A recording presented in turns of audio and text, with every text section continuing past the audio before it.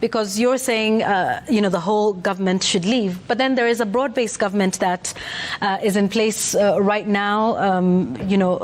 Raila Odinga, who is a man you know quite well, said that the president went to him to save him. Today he said that part of that saving was done together or in conjunction with former President Uhuru Kenyatta. What are your thoughts around this broad-based government and the defense of it by those in it?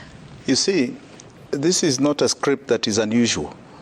If you look at any of these episodes anywhere in the world where there's been an uprising of the people, the first thing a government in power does is to make a unity government, try and bring all the political leaders into one ship. Now, we had predicted some of this, but we had predicted it before the uprising. That before an uprising, because of things like debt default, William Ruto will want everybody to be in his sinking ship so that the masses do not have an alternative voice. He's just invited people into a sinking ship. We were already united, and we are united in pain, economic pain. I haven't heard anyone, including himself, anyone, talk about how they are solving our economic pain. Hakuna. Hakuna.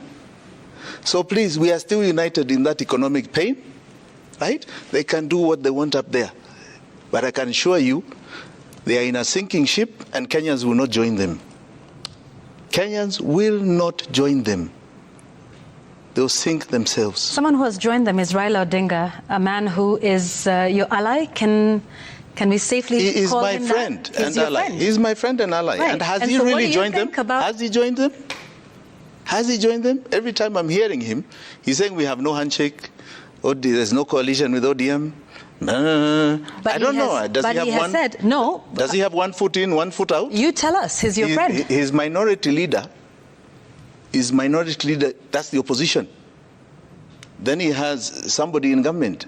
Has he got both feet? Why is he got both feet everywhere? Why? Has he really joined them? Have you asked him? Or is he making sure that he can jump out whenever he wants? I would not be so clear that he has joined them. Okay, but you're saying you don't agree with this broad-based government? Not at all. Which is one that your friend and ally has walked into and is on record, by the way, as saying that, he came to the rescue of this president. He's on the record as saying that, he donated some of his best minds. And no less a big chunk of his party leadership. So what do you think of a move like that you don't agree with by your friend and ally? Maybe he has not understood the gravity of the problem and how deep this ship has sunk. Let's wait and see how long they last when they are there, because they may jump out just before it completely sinks. I would not be as confident as some people like William Ruto are that now he's united the country there. How are they solving our problem? Every time you hear a news item, it is about money. Complaints about money. Have you talked to your friend and ally, Raila Odinga, about this? Not about this. Not at all about this. Is that why you didn't speak to him when he came by your house? No. I didn't speak to him because it was not safe, according to my family, for me to show my head. That's all. My family were very insistent. They said they would rather themselves be brutalized. My wife was pulled from the sofa set by a woman police officer and beaten. So apart from the fact that she was saying, don't shoot, she was beaten. All right? And they said, we are going to take this. If you come out, they are going to kill you. And this is by an administration that your friend and ally is now a part of working with. He says he's not in, but we've seen what we've seen. So what are your thoughts around his move and around the newcomers in cabinet? Well, my thoughts are very simply this, that first and foremost, as I said, he seems to have 1 foot here and 1 foot there. All right? He came to identify with my family in their plight. And we have talked about it after that. he was horrified by what he saw by his so-called partner, William Ruto. But he has today said they have no handshake, so they're not partners. Now, I believe that those members he has donated are first and foremost retired members, all right? And he sent them there, right? And unfortunately, they are going to sink with that ship. I like, for example, John Bundy. He's got a good brain. He's been a very good, avid debater in the House. So but I can tell you... What do you think then of his chances at Treasury? Will he solve the problems that No, he cannot. You have? He cannot. He cannot. They are too deep. In fact, I'm watching him. Next week, he's supposed to sign his first actual statements of revenue and expenditure. Gazette notice by the 16th. If he signs that notice, that Gazette notice, and he accepts something called odious debt, he has fallen into the trap. If I were him, I would be very careful what the Treasury officials ask him to sign. Very careful. If they even tell him this is normal, they are lying to him. It's a criminal enterprise, that Treasury. It is fraught with unconstitutionality and criminality, so entrenched and so deep and so far-reaching. I can tell you, Yvonne, if there was anyone to fear, forget William Ruto. The fear is, what are those forces that have taken trillions from us and are still are? Who are those forces? Those are the ones you should be saying I should be fearing. Because it's a criminal mafia beyond your imagination that has made sure we are an enslaved nation and will be for many years to come unless we solve this problem now. And what is this problem now? I'll tell you. It is fraught in unconstitutionality. I was talking earlier about the Court of Appeal, who said categorically there is something that has been omitted in the current budget, or rather the previous one, called the revenue estimates in the appropriation bill. Appropriation bill is the bill, is the budget. So revenue is where the government believes it's going to get revenue from. And then you have expenditure, how it's going to spend it. That is long before the finance bill. And this is the Constitution of Kenya. They omit putting the revenue into the appropriations bill because they want to steal. If they make this law, then they are bound by it. And the biggest problem is they've not been doing it. So there's been a massive fraud that has committed on Kenyans. Unfortunately, the Court of Appeal has stopped it. So they stopped the finance bill, which some of us have helped challenge, the Okiya Mtata bill. We were instrumental in that bill, the challenge of that bill. And they have stopped the finance bill of 2023. Gen Z stopped the finance bill of 2024. William Ruto has to go to the revenue-raising measures of 2022 of Uhuru. The additional raising measures. Additional raising measures. Yes, taxes. Of 2022. All right? Which means we need, for example, VAT at 8% or 16%. Now, the biggest problem William Ruto is facing is debt payments. They are today 70% of his tax revenue. If you go back to the revenue-raising measures and what they collected in 2022, I can assure you, which means we need, for example, VAT at 8% or 16%. Now, the biggest problem William Ruto is facing is debt payments. They are today 70% of his tax revenue. If you go back to the revenue-raising measures and what they collected in 2022, I can assure you, you're going to be over 80, probably towards 90%. And he's in big, big trouble. And you've been talking about odious debt. Absolutely. Now, I want you to understand debt in relation to the law. All our debt must be anchored on the law.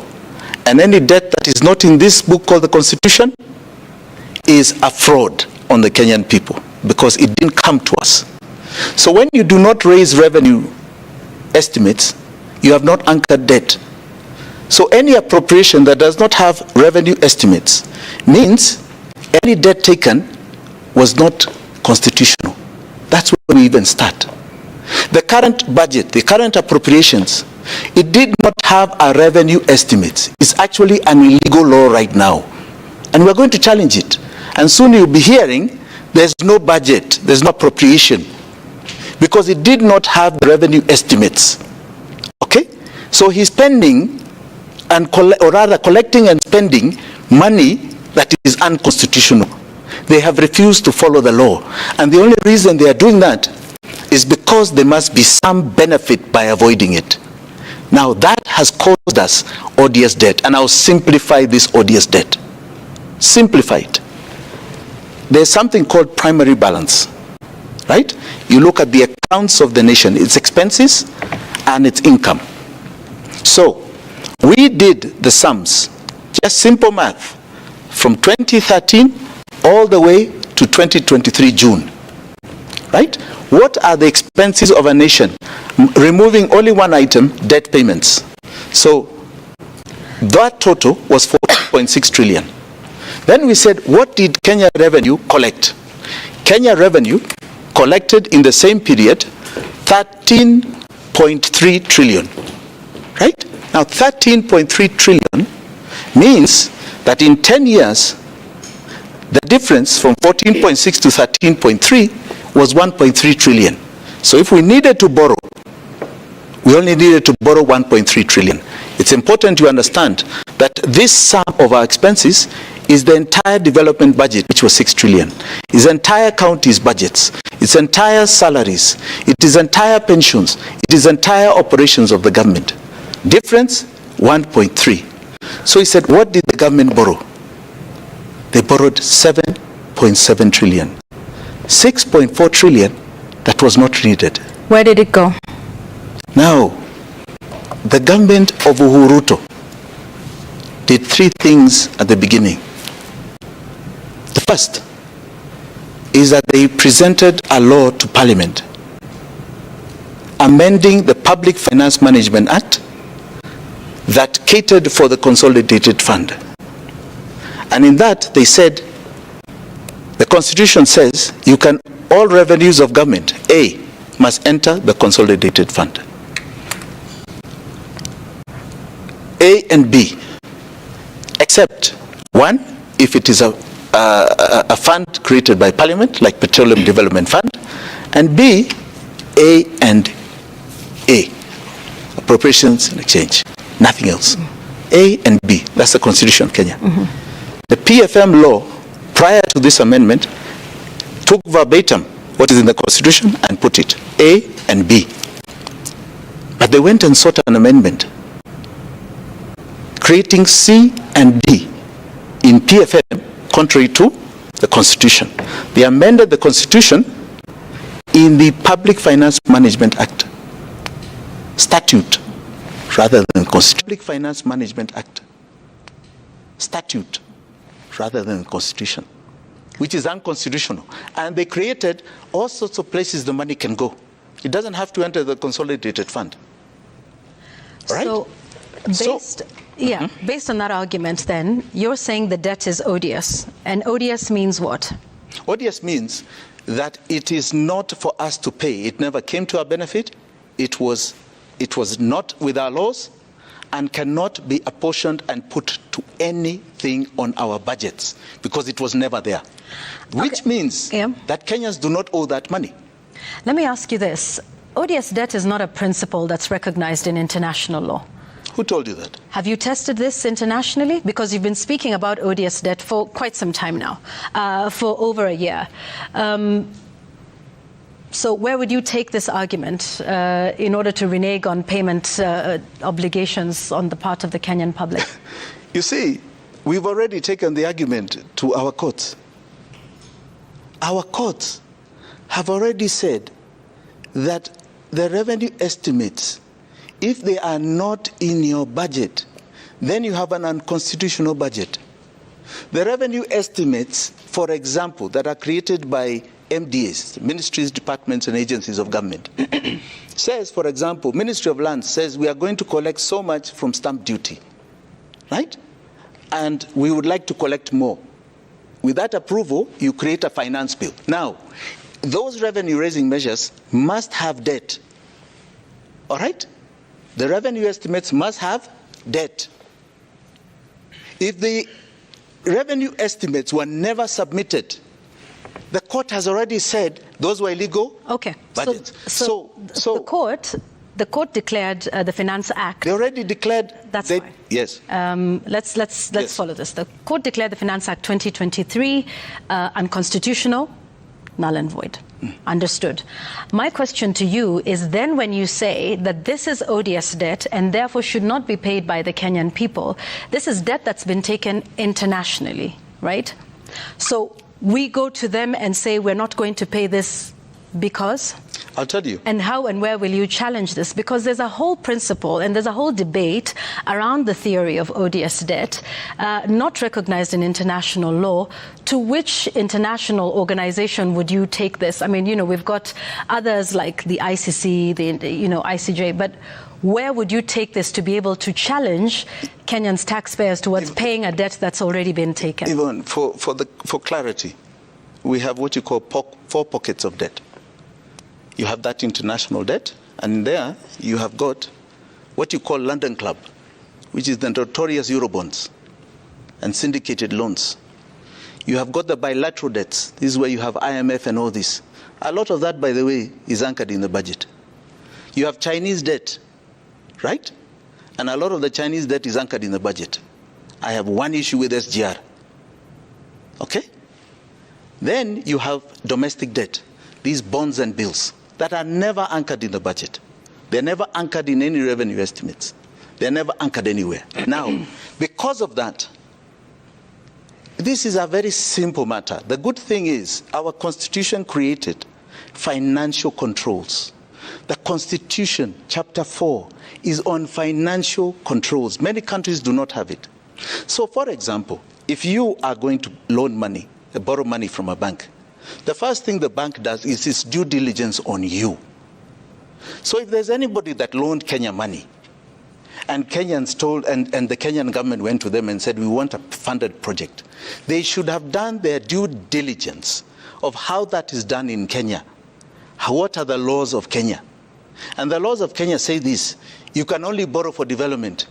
You cannot borrow for anything else other than if you have short-term cash flow problems. But if you follow on that theory of ODS debt, yes, and put the responsibility of this on the creditors, then you would have to prove, yes, based on your theory and what you're saying, is that these creditors knew in advance absolutely that this money was not going to be used for what it was meant for. Absolutely. And therefore, based on your argument, then you're saying that this was done in collusion? You see, I would like to... So I just want to understand here, Jimmy Wanjigi, you're saying IMF, China, others like the World Bank are in collusion with the Kenyan government towards giving them debt that they know they cannot repay. Is that what you're saying here today? What I'm saying is that they must be in collusion, especially those organizations. Because if they read our laws, they would be asking questions about the syndicated loans. They'll be asking questions before they loan us about the Eurobonds that came from their countries. So even they'll be all asking, the conditions, the preconditions that IMF puts in terms of making sure that the funds are used for development and for their intended purpose. They would be asking questions about our domestic debt. You don't think they're asking questions about that? No, I don't believe they are. With IMF now on their 7th review? Why are they giving us money? Okay. Even them, even so then this what money, are you saying? They're in collusion with this even administration? This so-called, yes, absolutely. Even so this IMF, 7th review. World Bank, China? No, I don't know about China. I can talk about SGR with China. Okay. So who do you have a problem with respect to the debt that we've had? I'll tell you. 2 pockets. What is called London Club, which houses the Eurobonds and the syndicated loans, and our domestic debt, which is now 5.4 trillion. All right? It is not anchored anywhere in law. And the IMF and the World Bank? The IMF, because they continually support a regime that has perpetuated economic impunity and economic genocide on the people of Kenya. They, by now, we've been speaking for how long? I am sure, in fact, I can tell you, I know they have listened to what I've been saying. They have analyzed it. And they know this government has broken the law. For some strange reason, they are still insisting on showing up a government that has shown impunity on Kenyans. Okay, so based on that principle, show me precedents of where a country has been able to invoke this principle of odious debt. Two. To say that we will not pay the money that we owe. And where was this done? Two, Mozambique. Mozambique in 2019 took something called the tuna bond, very similar to our Eurobond. And when the regime fell in an election, an investigation was done by the citizens of Mozambique, where they challenged the odious debt of the tuna bond.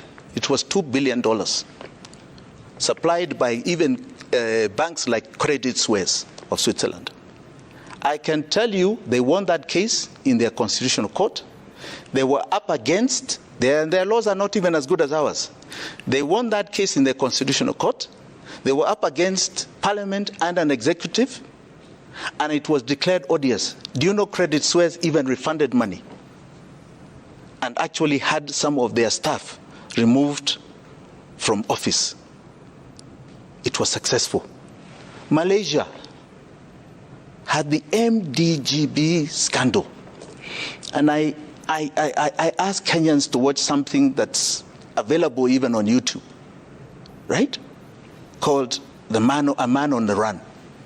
And it explains $4 billion of theft supplied by Merrill, I think it was JP Morgan Stanley, JP Morgan Chase, right? I believe it was. I think it was maybe the other. Anyway, Goldman Sachs, it was Goldman Sachs. That gave that money, so-called for a sovereign wealth fund for development that government was doing.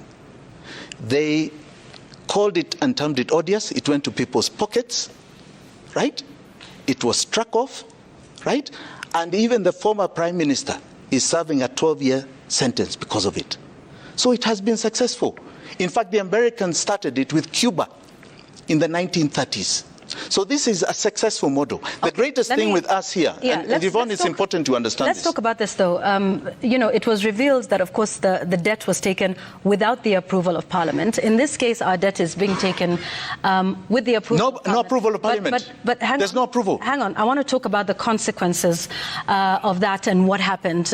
You know, the economy was hit hard. Prices of commodities went up. The local currency fell by over 50% against the dollar. There were some serious ramifications for that. Is this something that we are able to live with? Let me say this first. What I'm talking about has no approval of Parliament. It's like we have been operating two budgets. One in Parliament, for example, this last financial year, 23-24, all right? The first budget of William Samoei Ruto. And I brought this to his attention. I said Parliament passed foreign and external loans of 313 billion shillings to support a development expenditure of 800 billion plus, right? The rest coming from our taxes. But the immediate Gazette notice, the one you're going to see John Bundy signing next week, said that we have got borrowings of 870 foreign and external loans and 600 and something domestic. That was never approved by Parliament. So please, it's not approved by Parliament. When I'm telling you the revenue estimates were not submitted to Parliament, means nothing about debt taking has been approved by Parliament, because it must be in the revenue estimates. So it's been unconstitutional, and that is where Kenyans hang on to. And I'll tell you, we are not going to collapse because we have said we have cut off any odious debt. I gave you the sums.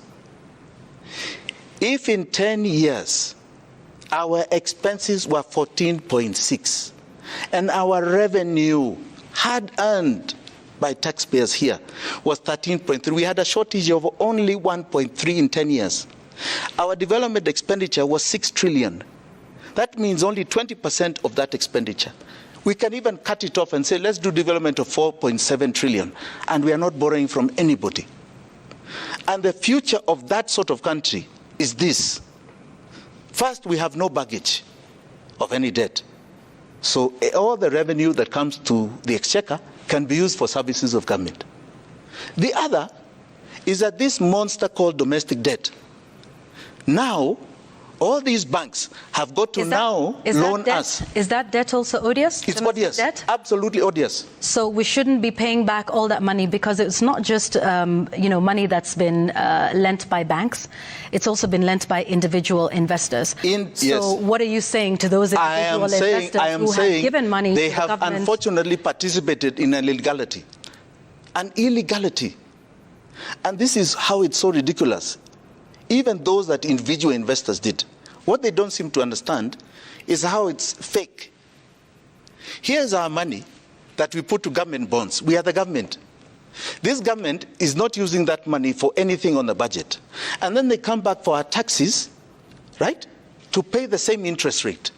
So why do you think you're making money? Your taxes are being taken, you're giving your money so that your taxes can be taken. It makes no sense at all. Why are we doing it? And we've done it to the extent of 5.4 trillion. Are they also in collusion with government? No, they don't understand it. Banks also don't understand it? They are definitely in collusion. They are definitely in collusion. 100% in collusion. How do you think some of these CEOs are earning salaries of 200 million a year? This is a collusion. You take our money from our deposits. You give it to the government at 18%, William Ruto was saying the other day. Then you come with tax measures that have to pay it back. All right? The banks make huge money. You and I try and get a loan. We are told, no. You are at risk, maybe 28%, maybe 25%. And we are priced out of the market. Because we take a loan at that. The cost of anything we produce is too expensive. Nobody will buy it. So this has been in collusion, because the same banks who give you loans must also look at the laws of government. What law is allowing them to ask for a bond? And when they look at it, they'll know that bond is a borrowing. And you can only borrow, because bonds are long-term, in the long term for development. So show us where you have anchored our bond on development, like you hear infrastructure bond, and I hear they want to try and raise another one very soon. I advise everybody to stay away from it. It is odious. And if you want to do it, no problem. There will come a time you'll realize you have sunk yourself. So you're saying this is odious. It does not go to any infrastructure project. They took a 200 and something early this year. What roads are being built here? Where is the prospectus? Where is it in the budget that this bond is going to fund these roads? There's nothing going on here. William Ruto's last budget had 800 billion for development. The actuals are only 315 he spent. He has no money for development. If it's 315, are you saying the entire bond went to that 315? No. That was even foreign money, donor, of projects that are continuing that were done by Uhuru, not even by him. So we have a significant problem here, that this money is not going to anything else but consumption. Because even in the last finance year, he borrowed 1.5 trillion. And he's only done development of 300. So where did this other money go? So if we're saying, can't pay, won't pay, that's what you're saying. What we're saying, we're not going to say even can't pay. We're saying this is not in our law, we can't pay it. We're not going to pay it. Okay. Yes. What is, because we really have to close at this point, I want to hear what your alternative plan and thinking is to get this country back economically, because you speak heavily on the problem and you talk about what it is and you frame it. What would be the solution that gets us back? First, you're saying we don't pay what we owe because the debt was not taken legally. That is your claim. And then we've got a broad-based government that you say is not one that is going to help. You want President William Ruto to leave office today. If you were president, because you tried to run for president in 2022, if you were president today, what would be the 1, 2, 3 things that you would do to solve the crisis in the country? I'll tell you. The first thing is that I would cut off the chain of debt. Because I want you to understand that in as much as all this is going on, I told you we only had a deficit of 1.3. Kenyans, up until today, have paid 9.8 trillion towards that debt and still owe 11 trillion. It is something I would cut off like yesterday. And that frees up government money to be able to provide services to Kenyans and stimulate the economy by taking money back to the people. And that is what you call now economic liberation. The one thing that has not been understood by many people up until today is what period we're in. We went through the political rights period, which is about cutting up this cake for seats, as they are trying to do now. Nobody cares about it because we passed it. The 2010 Constitution gave us our rights. Now we are into the economic rights period, where we define economic models about the bakers of the cake. I, for example, am a capitalist who believes in an essence of social democracy, social justice. Okay?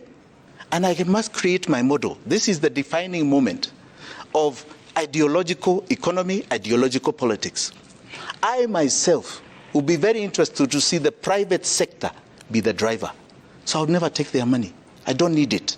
And they themselves. But there would be consequences, though, yes, of a decision to not pay the debt. What consequences? Oh, the consequences of others in the international market looking at Kenya as a risk. Oh, who told you? Who told you? Because they've created illegalities. Let them say who took that money. Because I want you to show me where that money is reflected in a consolidated fund. Should we not also be taking issue locally with saying, because you've talked about what the money is, where it goes, where it doesn't go. Shouldn't we also be fixing what is happening locally in terms of the role of Parliament and the role and responsibility of Parliament in terms of managing our debt?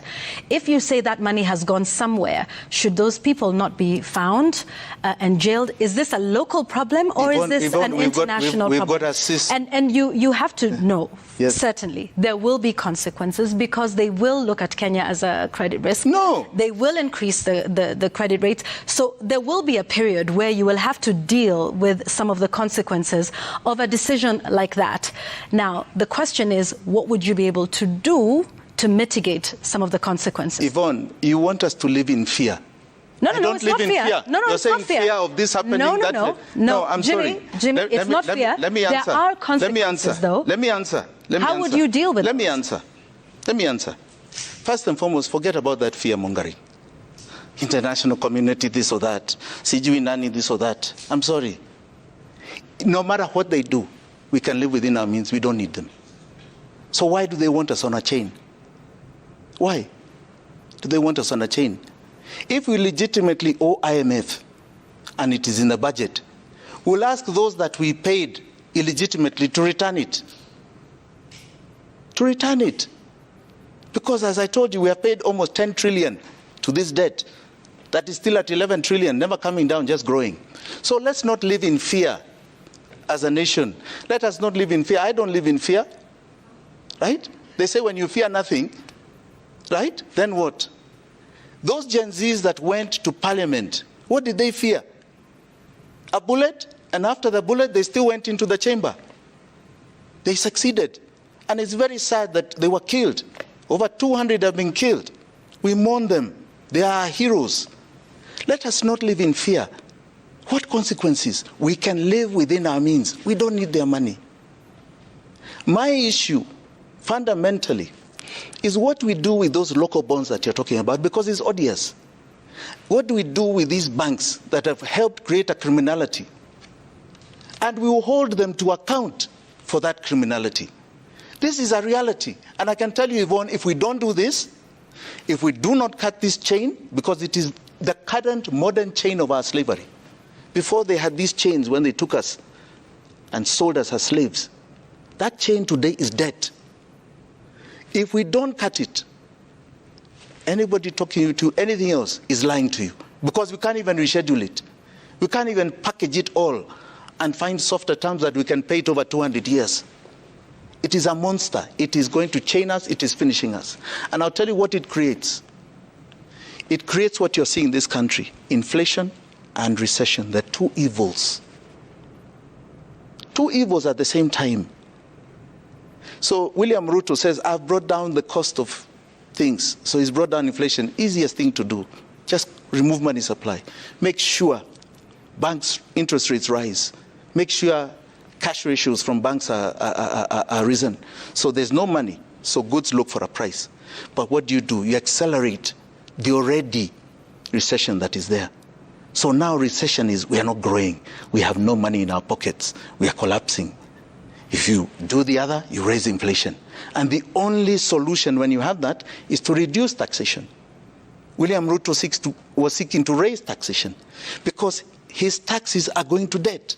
So no matter what the scenario, unless we remove that chain, and that is the chain that was being called as the chain of 2A in the second liberation, right? It is the chain of colonialism in the first liberation.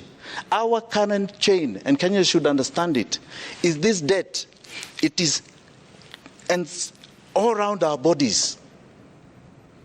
And unless we cut it and throw it in the dustbin and look forward to a future, there is no light.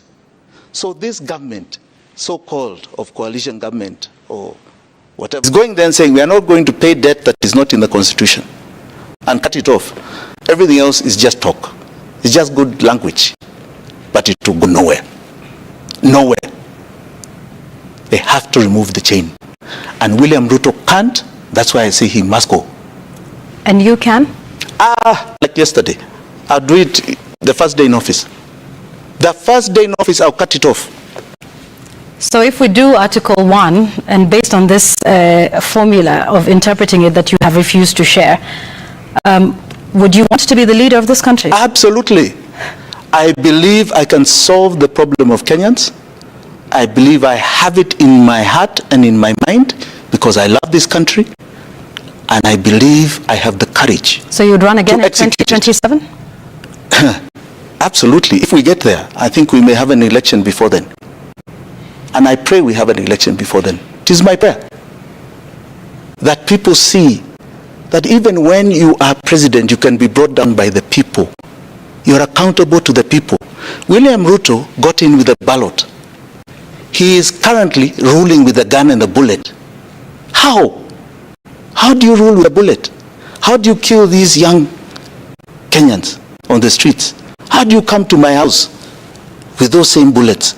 You got in with a ballot. You're not Museveni, who got in with a gun and can rule by the gun. You must rule with a ballot. And I can tell you he's going to see before 2027, his time is up. And God willing, God being in front of us, this will be not only peaceful, but will empower the people of this country to understand there's only one God, there's no living God. When you become a president, it's the people that will protect you. Not guns.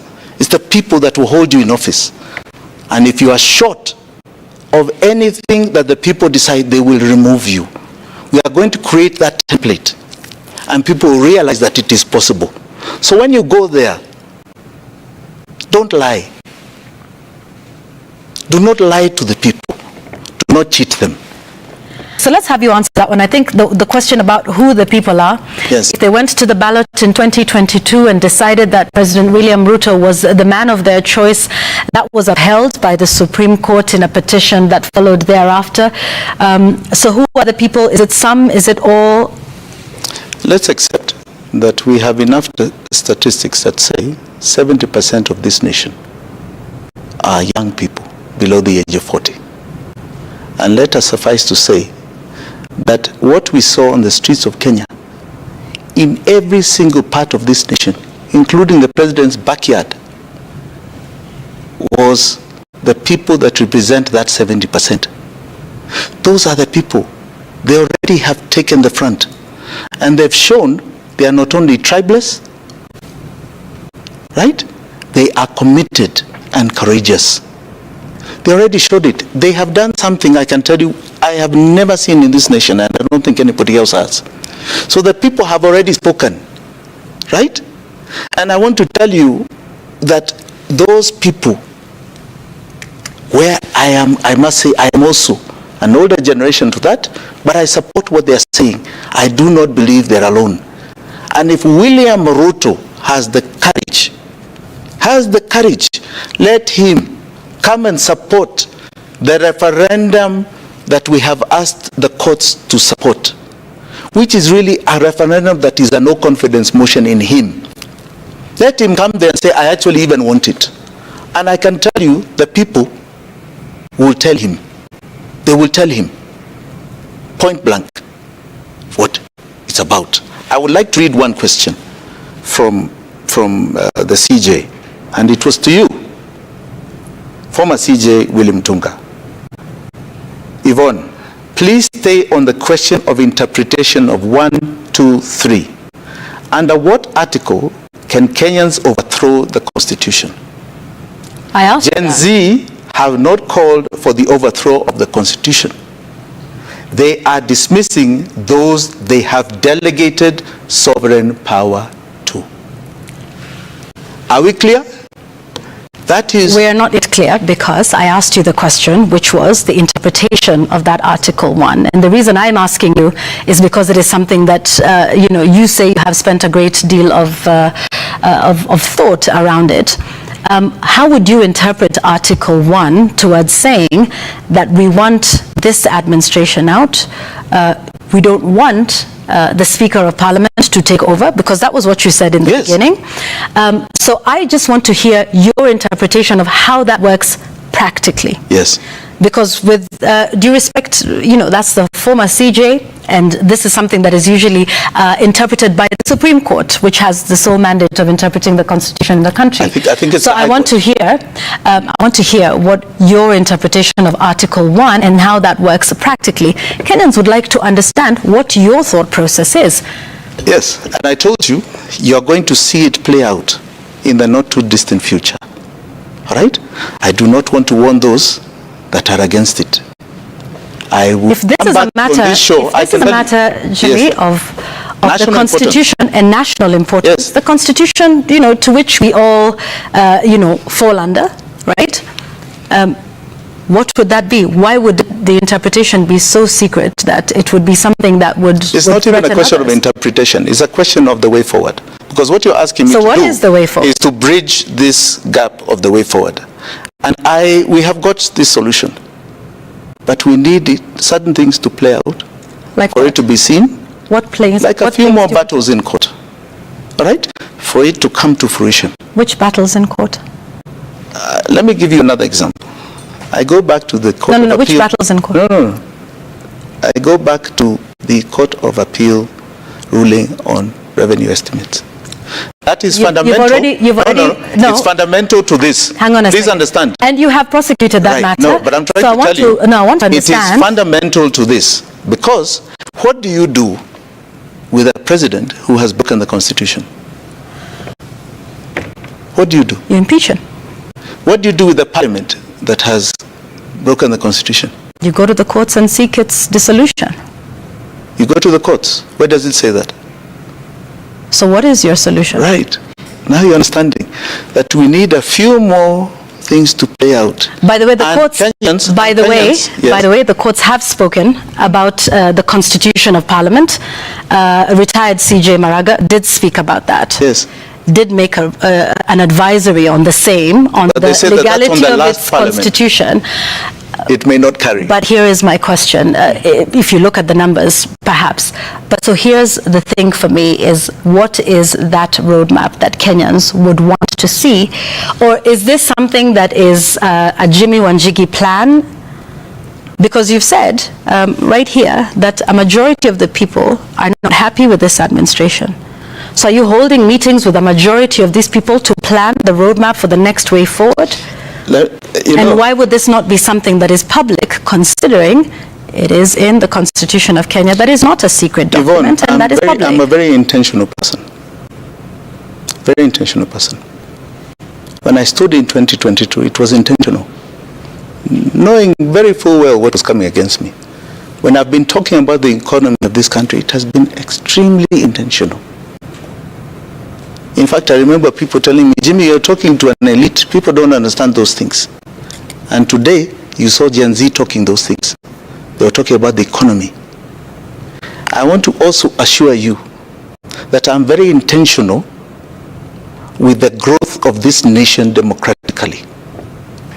And this, what you're going to see, is a move that is enhancing that growth. And because there are many, many pots in the pie, I will not on this show tell you how it's going to climax and what is the end game. I've been in this long enough. You don't put all your eggs in front of everybody to see. So it will come. And I will even come back at your invitation. I'll even tell you, sasa imeiva. This is now what is going to happen from here. Right? And Kenyans will then decide. All right? Kenyans will decide. But I can tell you, we have drawn up a script. A script. Following the constitution of this land. Article 1, 2, and 3. That will bring an election before 2027. All right. Jimmy Wanjigi, a former presidential aspirant and Safina party leader, joining us here. We look forward to hosting you and hearing what this plan is at some point. Thank you. That's where we leave it at. Do we take a break or? Yes, let's take a commercial break and then update you on more news of the day. Jimmy Wanjigi, thank you for being on The Explainer tonight. Thank you so much, Yvonne. Glad being here. God bless you.